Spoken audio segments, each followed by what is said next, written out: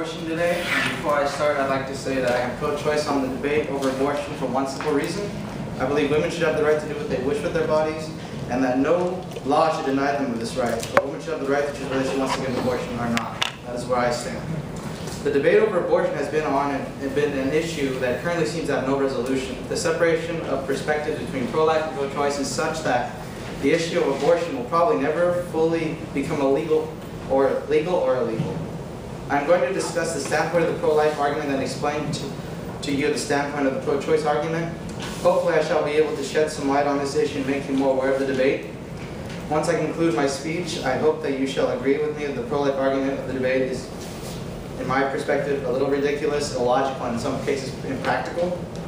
To start off, I'd like to define what it means to be pro-life or pro-choice. According to an article from civilliberties.about.com, the terms pro-life and pro-choice generally boil down to the question of whether the individual wants to see abortion banned.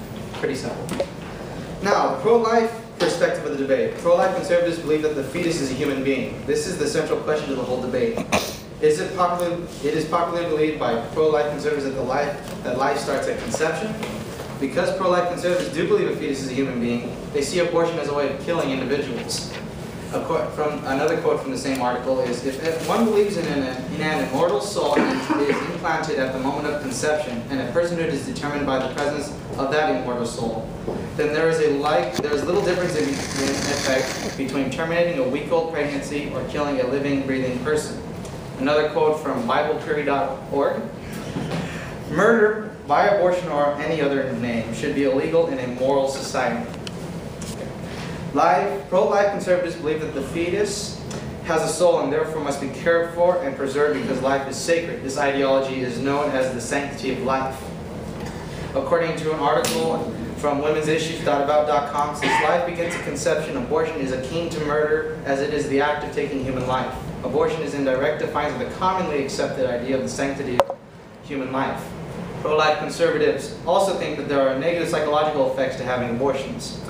Those who choose abortions are often minor young women with insufficient life experience to understand fully what they are doing. Many have lifelong regrets afterwards. This is another quote. This is only partially true, as you probably can well imagine. So that is the pro-life side of the argument over the abortion. Now let's examine the logic behind the pro-life argument and the consistency behind the argument. Before I examine the logic and consistency behind the pro-life argument against abortion, I want to define what pro-choice basically wants out of this. Pro-choice individuals basically want to see abortion legalized. Pretty simple. There is a reason behind this one, which I shall dispense later. Now, let's examine their logic using some of George Carlin's thoughts and a bit of common sense. George Carlin is a comedian. To begin with, pro-life conservatives believe a fetus is a human being. Okay, let's assume that it is. If a fetus is a human being, why doesn't the census count them? If a fetus is a human being, then why when a woman has a miscarriage, why is there a funeral? If a fetus is a human being, why do people say we have two children and one on the way instead of saying we have 3 children? Now, like a few of the quotes I've stated, pro-life conservatives believe that life begins at conception. So let's assume that pro-life conservatives are correct and life does begin at conception. Now, first off, conception means when the eggs are fertilized. So even if the egg is fertilized, it takes about a week for the eggs to actually meet the uterus, and not every egg makes it that far. About 80% of all fertilized eggs are rinsed out monthly in the woman's system during those delightful few days she has. So basically, off this logic, pro-life conservatives are saying that every woman that has more than one period is a serial killer, logically speaking. So, based off that logic, okay. So, I'm looking for a bit of consistency in the pro-life argument over abortion. I'm not seeing it. It just doesn't line up for me and for a lot of other pro-choice people. Now, let's look at the religious aspect of the argument. Pro-life conservatives believe that abortion should be illegal because they believe in the concept of the sanctity of life. The sanctity of life stipulates that all life is sacred and must be preserved. Now, personally, I do not believe in this concept of the sanctity of life, but for a moment, I'm going to assume that it is true. So now that I'm assuming that it is true, if there is such thing as sanctity of life, my one question is, who says so? Who's the one that made this a law? Many pro-life conservatives will tell you that God believes that life is sacred. But if you read history, you'll find that God is one of the leading causes of death. For hundreds of thousands of years, all manners of religious individuals have been killing each other because God told them it was a good idea. And if God really was telling them to go out and kill these people who do not believe in me, I really do not believe God thinks life is sacred. I hate to break the news to you if you do believe there is sanctity of life, but truthfully, there is no scientific evidence, logic, or reality outside of religious belief that suggests there is such, in fact, sanctity of life. There is no proof, so to me and many on the pro-choice side of the argument are led to believe that the sanctity of life does not exist. Truth be told, the concept of the sanctity of life comes from living human beings, us. It's a concept developed by us out of self-interest because we are alive. It's an idea that was created so that we could feel noble about preserving life. Life is sacred. We must protect life. Because this concept is developed by living human beings, some have said that the concept comes from a biased point of view. And the pro-life conservatives use this biased point of view and apply it to the argument over abortion. So you take this into retrospect, the concept of abortion comes from a completely biased point of view, if you follow the logic. To quote George Carlin, it's a man-made, self-serving bullshit story. That's just him. If you're not still convinced about this, let me ask you this. If everything that once lived is now dead, and everything living is going to die, where does the sacred part come in? The human soul has it can be applied to the same issue and the same logic. In addition to the illogical inconsistency of the pro-life argument, there are several impractical aspects of their argument as well. The impractical factors of the pro-life argument lie in the realms of underground abortion, overpopulation, and unwanted children, and the possibility of breeding more younger criminals. So I'll explain.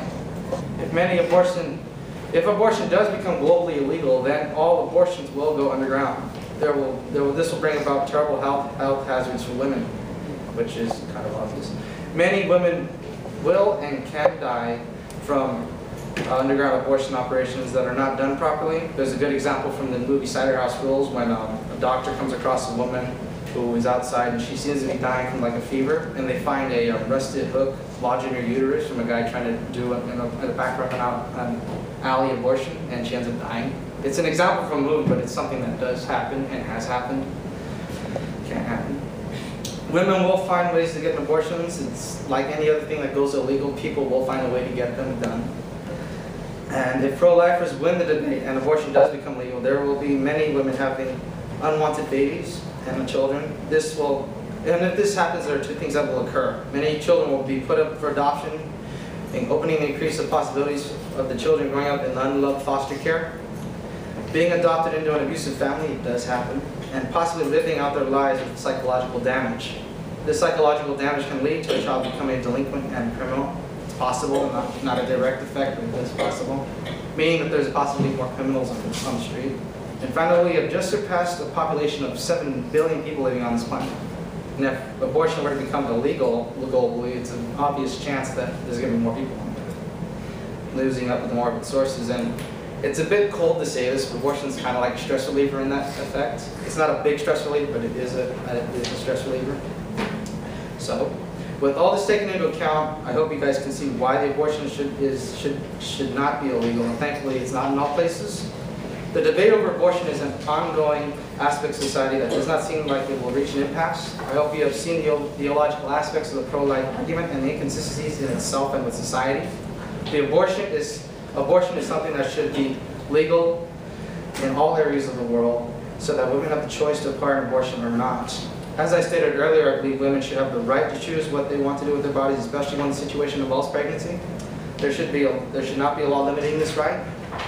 In addition, abortion also has the potential to aid the world with factors such as population, children, and foster care.